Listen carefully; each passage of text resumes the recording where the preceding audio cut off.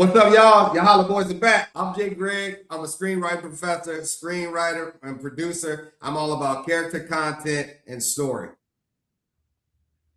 You keep forgetting to put the shit. And an Emmy-winning producer. You keep forgetting to put your accolades in. But anyway, I'm Essex O'Brien. I'm the actor. I'm all about what hits, what misses, what should have stayed on the cutting room floor. And we hollering at you. Holla, holla, holla. Yeah, we are back, and this week it is Hollerin at the Streams, because we're going to talk about one of our favorite TV shows, right, Essex? Goddamn right. We ain't been able to get to the movies lately, so we've been sitting at home watching TV because gas too goddamn high. So we got yes, gas is too damn high. Yeah, and they have some great shows on streaming right now. You know, the one that we're talking about is Paradise, and this thing has grabbed us, man. It's what do you think about it? It's one of the hottest shows out there. I think it's between this and The Pit. Might be the Pit, yes. Hottest shows right now. But yeah, Paradise. First of all, you know, been following Sterling K. Brown for a while now. He is getting into that upper echelon of where if he's in it, that's enough for you to need to know to go ahead and watch it. You know, he was in from Black Panther to This Is Us to Honk for Jesus. If you ain't seen that, that was hilarious. Oh, that was my movie right there. Yeah. He has really moved himself into that upper echelon of actor where you just need to see his name just to check it out. So I had a good feeling about it. We started watching it from day one. You know, so from season 1 to season 2, it's gripping. It's one of them shows, man, where, you know, especially from our era, where you made that appointment. It's like, hey, baby, Paradise on tonight. You ready? You know what I'm saying? Yep. Obviously now we ain't got to wait till 8 or 8:30. You can just go ahead and do it at your leisure, but still that week by week, something to look forward to because you're telling a story that is compelling, it's action-packed, it's got, you know, the relationships, the stakes, everything that we talk about in good storytelling. It's the point in television. This show has. So yeah, been enjoying it from day one. What about you? Yeah, same here, man. Been enjoying it since day one. And you know, this second season is crazy. I thought, you know, when I first started watching it, I thought I was watching The Walking Dead because they just completely flipped genres. They went from a political mystery in season 1 to season 2. Yeah. It's just like, you know, this dystopian, you know, post-apocalyptic, you know, world that we're walking into. Yeah. And I love it. Yeah, it's part, like you say, it's part political mystery. Then it was like, you know, like I say, Walking Dead, the future, dystopianism. It's also survivalism. You know, it's got an element of survivalism in it as well. And it's just like you say, it combines so many things, and man, it take you on a ride for sure. Yeah, and I think the theme for it this season was all about, I would say, leadership and trust. Like, you know, can we continue to trust this leader? And you know, who's going to be the new leader? And you know, look how, you know, Xavier, his character, just like really stepped up and took a hold of everything. Yeah. Oh, and I forgot to add sci-fi. So it seems like now we're going a little sci-fi direction too. Spoiler alert, by the way, if you ain't caught up. So we'll start getting into that. But yeah, because it's taking on so many different levels and themes now. And Sterling K. Brown is our hero. He's gonna basically be in charge of rebuilding the world now. But is that really Sterling? Is that really him? Why do you say that? Oh, you haven't heard this discourse on the internet lately? You haven't heard this? Some people are thinking that, you know, because of the presence of Alex now, which has been introduced in the last couple of things with this futuristic AI, there's some chatter now in a different timeline. Yes, this whole new timeline, or he could be a clone or something like that. And I'll be honest with you, when I was watching it, I wasn't really trying to go there, but having sat back and like processed it a little bit, I could see it. But in a way, I hope it doesn't go there. I kind of wanted to stay grounded in what it is, as far as, like you say, the story of Xavier, survival of, not just him and his family, but humanity and how it goes. I kind of hope it stays grounded in that. You know what I mean? I don't really want it to be like, okay, is he a clone, or is Alex now the future that we're fighting against? Because, we're talking about the whole AI presence, which we've talked about before. I kind of wanted to stay grounded, but we'll see. We'll see where the writers are going to take us. Yeah, because if they flip from political mystery season 1 to post-apocalyptic dystopian in season 2, they may just flip it again and go to sci-fi in season 3. Because they've already set the precedence for, they tell a lot of story through flashback. Yes. You know what I'm saying? They tell a lot of story from flashback. Which is perfect for Sterling K. Brown coming off of This Is Us. Exactly. So, you have the setup for where it could be. Are we watching the present, or are we watching the future? And then we're telling the story from the past. So they could kind of take it in a lot of different directions, but nevertheless, it is quite compelling. Yeah. So let's jump into, some of the characters that we met, because, I want to say it was like in episode 2 or 3, we met Annie in episode 1, and I was just like, who is this woman? Like, why are we talking about season 2? Talking about season 2. Yeah. Baby mama. Annie. Yeah. Everybody's favorite baby mama. Oh yeah. Speaking of the damn internet, I know people was like, I don't want. They thought maybe she and Sterling was gonna get together at first. Yeah. There was a lot of people like trying to worry about that. And I was like, man, y'all just be patient. You know what I'm saying? Be patient.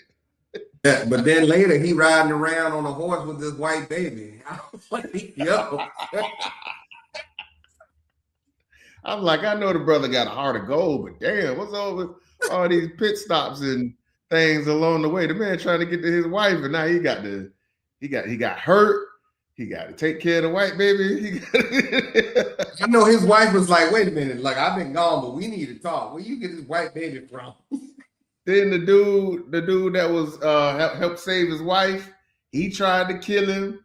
I'm like, damn, bro, they put my dog through everything. Yeah, they did. He had to get a backstory.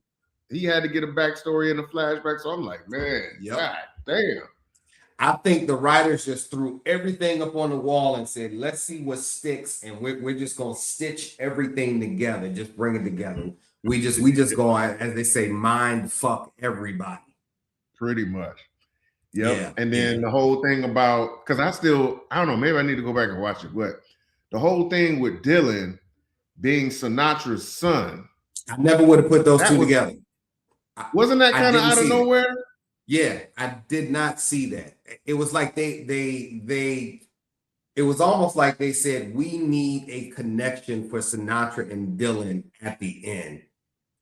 And even when the guy, I forgot the character's name, he was a professor, and apparently I guess he was Dylan's professor. And the guy that took the credit for Alex. I didn't even realize that was Dylan standing there who saw it. Right, when he got killed, you talking about? Yeah. Oh, when the professor got killed, that was Dylan. Yeah. I hadn't even realized that. I was like, damn. Yeah, that was weird there. But I guess they used that as a way to sort of change Sinatra's arc, because Sinatra was pretty much full-blown villain. But now with this season, she made the sacrifice, like I said, we already said spoiler alert, but she makes the ultimate sacrifice to help save those people and then send Xavier off to go ahead and find Alex and rebuild the world or whatever. So I guess Dylan's presence and realizing that she still had a son out there was the turning point, the pivot point for her character to be a good person after all this time, after all the mayhem she caused. How? Like I don't remember from season 1 how she lost Dylan, but how did he come back all of a sudden? There was no mention of Dylan in the first season, not that I can remember. She just kept saying that she lost the child. That was it. She lost the child. That was it. But now they started to bring that in for season 2, and now I guess he's primed to be a major character going forward. He might be, whether he works with Xavier in season 3 or maybe he's an adversary to him, because he is, I guess, the person who really created Alex. So does he want to take control of Alex and take over the world? Does he want Xavier to do it? So we got a whole nother thing to worry about. And now we know he got a baby. How do we get back to the baby and all that? Like, Sterling K hit him like it was child support. They had a bunch of junk going on. He's like, by the way, you got a baby out there. I just been calling her Annie's baby. Annie's baby. That was pretty good Sterling K right there. That was a good little Sterling K right there. Yes, it was. Yes, you got range, man. You got range. So yeah, I don't know. Something is telling me like this baby is supposed to be like the future of humanity. And they got superpowers or something. No, super genius? I mean, Frank Richards. What? Say that again. He can be like Franklin Richards. He's a secret to the multiverse or something. Probably so. I bet you it takes us into this sci-fi stuff. Yeah. I just see it. It's something with this baby. This baby is going to be the future of humanity. Okay. Whatever we supposed to turn into next. Yeah. So sure. I don't know. How many hollers would you give it? For the season? Oh man, shit. Yeah, it's our first time giving a holler score to a TV series, man. Right. Right. And at least we got an entire season to watch, though. Yeah. And like I say, it's great that it's bringing back that whole, week by week watching pattern. Yeah. But at the same time, I kind of be wanting to like binge it so that it stays fresh. So it stays fresh. Because I'm watching a lot of shows right now. I'm balancing a lot of shows. Yep. Like I say, Paradise, The Pit. We talked about The Beauty. We still ain't got into The Beauty. Yeah. And DTF St. Louis. You been watching that crazy shit? That shit is crazy. Like, yo. I'm like, I don't know. Sometimes I want to keep watching, but I'm like, now I'm invested in the mystery. But anyway, yeah. For Paradise, I put them up there with all those right there because, first of all, as an actor, performance-wise, can't really find no weak links. I'm looking at the cast right now too. I enjoy everybody's work. Obviously with Sterling, but the guy who was the president that got killed, James Marsden, does a really good job. Julianne Nicholson does a great job as Sinatra, although she's got a bit of a pain in the ass. Sarah Shahi, which, by the way, we got to talk about this viral moment, that they was talking about with when he introduced the wife to the therapist. We got to talk about that. But anyway, the whole energy shift. I know the wife was like, "Yeah, you hit that. Yeah, you hit that. Yeah." Listen, just the way he was like, "This is my therapist." You're like, girl, therapy you giving my husband. Hey, if you ain't been there, you recognize it. Did you been there? It's like, look, bitch, don't start no shit. See what happened was I thought you were dead. So let's handle this another day. Yeah, we all just survived, a big explosion. Let's just chill and be out. But no, man, I get it. This world was about to end twice. Yeah. But no, this is one of those shows where you are talking to the TV a lot. You are doing some hollering at the TV. So, man, I'll go 4.5 out of 5 because, like, this one here, this is one of those shows that, and I hope, cross your fingers that it has a shelf life of more than just 2 or 3 years. So I know we got 3 coming, but I hope this is one of those shows where we can get 4 or 5, 6. We ain't got to do Walking Dead numbers because they probably should have cut that off after a while. But this could easily be a good 7 or 8 season Sopranos type of show. Because I don't know nobody that don't like it. Anybody that's watched it has got caught up in it because it makes you want to see what happens next. That's the great calling card of any type of show, to where you constantly want to see what's next because you care about the characters and you care about the story. You care where it's going. So I get this 4.5, and I might bump it up. Shit. Yeah. I was tempted to really give it a 5, but again, I don't know the backstory about Dylan. there was something else that we said, and I was just like, that's not sitting right with me. But yeah, I'm gonna give it a 4.5. It's like we always talk about, it's compelling. We emotionally care for these characters on a weekly basis. You know, we want to root for them, we want to root against them, you know, and that's the one thing that I do love about TV as opposed to film, because film, once it's done, it's kind of done. But with TV, we just continue to follow those characters on a weekly basis. And it reminds me of I don't know if you used to get into the show 24 with Kiefer Sutherland. I listen, don't make me pull out my box set. I got a box set of 24 back from the DVD era. Yes, I love 24. Okay, Jack Bauer is my motherfucking dude. I wish we had a Jack Bauer in real life to handle some of that business we was talking about before we was recording, but we won't go there. But yes, Jack Bauer is my guy. Yes, Sterling K is like our new Jack Bauer, dog. Yeah, every week I was right there. Me and my wife were right there. Boop, boop, boop, man, what? And then when they tried to bring it back, it just wasn't the same. You know, I was just like, y'all need to keep something. And to be honest with you, because it was kind of hard to keep, you know, seeing the same type of scenario where he's in this predicament. So it was kind of hard. So that show ended when it needed to. It still had that thing where, man, you were so rooting for Jack. You were so invested for Jack. Man, I'll never forget that season ending. I think it was season 4 or 5 when he was on the Chinese boat. Bro, he talking about a rough night. Yes. That was a gut punch right there. That was one of them serious. I was like, no. And then they made you wait like 18 months before they came back, and you was like, what they did to my boy Jack. But you were still right there. About 18 months right there. You unplugged everything when 24 came on. It's like I can't talk.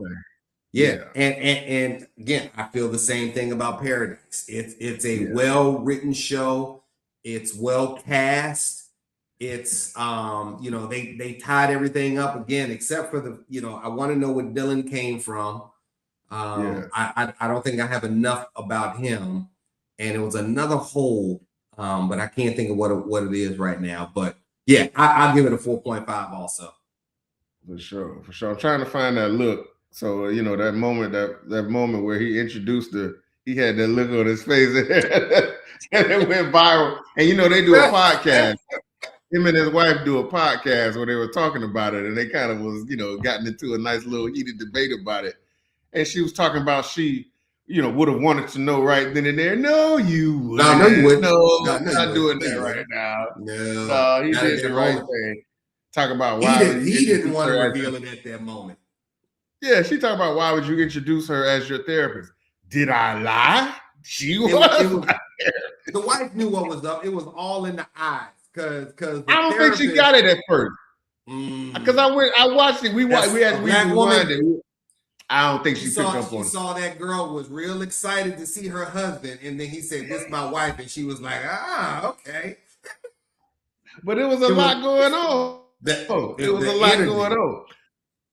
Now I will tell you one thing that did kind of like throw me as a, you know, just watching, and I don't have a daughter, but still, just as a parent, when they reunited with the kids, and then the boyfriend came, and then the daughter went with the boyfriend, and she ain't seen like, her mama. Peace out. She ain't seen her mama in like what, 5 years, and she went. I thought that who was writing that scene? No black woman wouldn't have wrote that scene. And the daddy was how you just gonna go off with the boyfriend and you ain't seen your mama in 5 years, and just the little kid is there with his mama. Yeah. And like I said, the daddy kept saying that's enough when they were kissing. Like, that's enough. That's enough. But then y'all let them go off in the woods in the desert by themselves, God knows where. Now that part there was like, I don't know who wrote that shit. Yeah, I don't know. Yeah. I'm surprised Sterling didn't say nothing about that. But I'm sure he probably said a black dad would say that's enough, or probably just like, hell no. Now you can sit down with you can sit down with the rest of us, because we know you lost your mom and dad and all that, but all this going off in the woods by ourselves, like, wait, come on, happen, bro. Ain't gonna happen. Yeah. So that's our review of the second season of Paradise. Tell us what you think. Beat us to the comments. Let us know what you think about this new season. Yeah, and tell us what else you're watching. We mentioned a few other shows that we'll probably come back and talk about, but tell us what you're watching, what you're filling your time with, and don't worry, we'll be back on them screens real soon because there's a couple I've definitely been wanting to check out, so we'll be back on that too. Absolutely, absolutely. All right, thanks for tuning in. We got you. Peace. Hello.